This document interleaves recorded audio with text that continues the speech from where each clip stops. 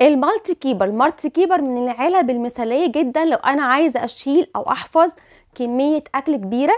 حجمها حلو جدا في التخزين، حجمها 7 لتر ونص، يعني تشيل معايا كمية كبيرة جدا.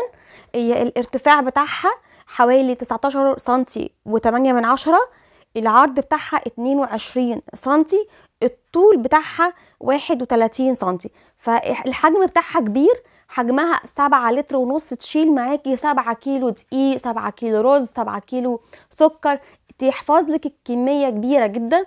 سواء هتحفظ لك الكمية سواء في بره التلاجة، او كمان ممكن تستخدميها جوه التلاجة، او في المواسم لما بنعمل خبيز وبسكوتات بنحب نحفظ كمية كبيرة وتكون بتقعد معانا فترة طويلة بدون ما تكمكم او ريحتها تطلع.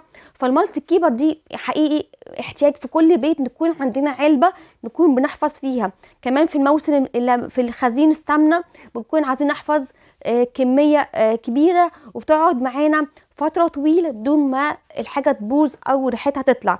فعلبة جميلة جدا حاليا نازلة معانا في العروض، هي مش بتنزل كتير فاستغلوا وقت لما بتنزل في العروض.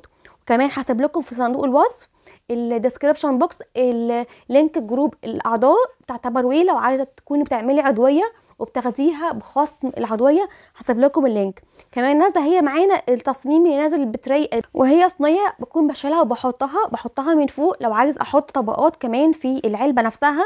الغطا بتاعها شفاف، حقيقي علبه شيك جدا، واحتياج اساسي في كل بيت تكون عندنا علبه كبيره نشيل فيها الحاجات الموسميه والكميات الكبيره.